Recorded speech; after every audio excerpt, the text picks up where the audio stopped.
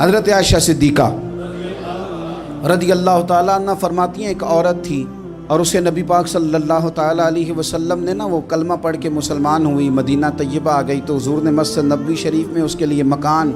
ایک سادہ سا کمرہ ساتھ مسجد کے بنوا دیا، وہیں رہنے لگی۔ اکثر وہ سیدہ طیبہ کے پاس آتی تو حضرت عائشہ صدیقہ رضی اللہ تعالیٰ عنہ فرماتی ہیں وہ بڑی باتیں سناتی اور آخر میں کہتی وہ ہار والا دن بھی بڑا عجیب دن تھا اور میرے رب کی قدرتوں کا دن تھا، وہ بھی بڑا عجیب دن تھا۔ سیدہ عائشہ صدیقہ رضی اللہ تعالیٰ عنہ ایک دن فرمانے لگی کہ تو ہار والے دن کا بڑا ذکر کرتی ہے، وہ کیا دن تھا؟ تو خاتون کہنے لگی اماں جی وہ دن تھا جب میرے رب پر بھروسہ اور مضبوط ہو گیا،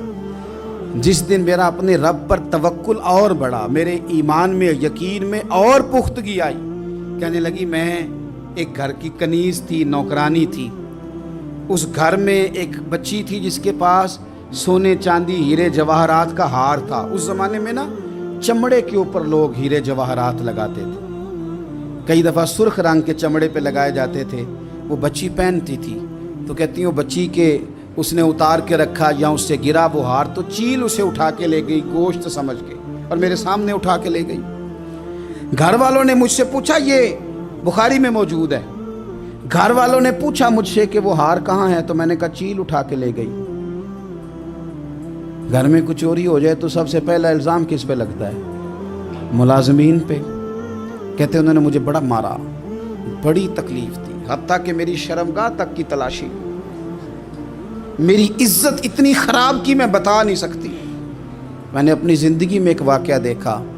ایک امیر گھر میں چوری ہو گئی، ملازم کو اتنا مارا کہ وہ چارپائی پہ پڑ گیا،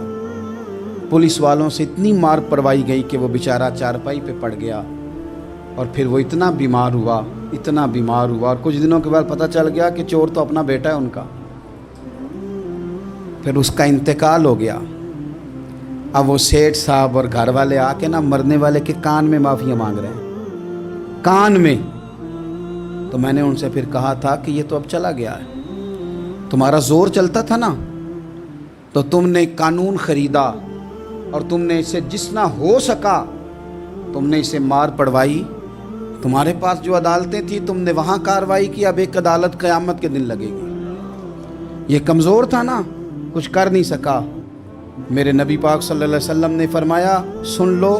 اگر سینگ والی بکری نے بغیر سینگ والی بکری کو تکلیف دی ہوگی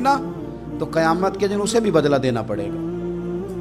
کہ تیرے پاس سینگ تھے اور تو نے اسے مارا تھا۔ وہ خاتون عرض کرتی ہے سیدہ عائشہ کی خدمت میں کہ مجھے بڑا مارا، مجھے تکلیف دی، میں کہہ رہی تھی کہ میرے سامنے چیل لے گئی ہے پر وہ نہیں مان رہے تھے، اماں جی انہوں نے مجھے بڑا مارا۔ حضرت عائشہ صدیقہ کہتی ہیں پھر کیا ہوا؟ کہنے لگی اماں جی جب کوئی میرا مددگار نہ رہا، مجھے تکلیف دے رہے تھے، رسوا کر رہے تھے، تو میں نے اپنے رب سے مدد چاہی، میرے رب کی طرف میں نے توجہ کی، میں نے کہا مالک اب تو ہی میرا مددگار ہے۔ کہتی ہے وہ مجھے مار رہے تھے تو وہ چیل جو ہار لے گئی تھی وہی لے کے واپس آ گئی اور ہمارے سروں کے قریب لا کے اس نے جب اس ہار کو پھینکا وہ مجھے چھوڑ کے سائیڈ پہ ہوئے، وہ میری بے گناہی جان گئے، لیکن آپ کو بتاؤں اس دن سے میرا اپنے رب پر یقین اور بڑھ گیا۔ مجھے سمجھ آ گئی کہ جب انسان پورا ٹوٹ جاتا ہے اور جب کوئی چاروں جانب اس کا مددگار نہیں ہوتا تو رب تو ہوتا ہے اللہ تو اس کا مددگار ہوتا ہے وہ تو پھر اپنے اس بندے کی مدد کرتا ہے پھر وہ تو توانائی دیتا ہے وہ تنہا نہیں چھوڑتا، وہ تو آنسوؤں والوں کے آنسوؤں پہ بڑا کرم فرماتا ہے،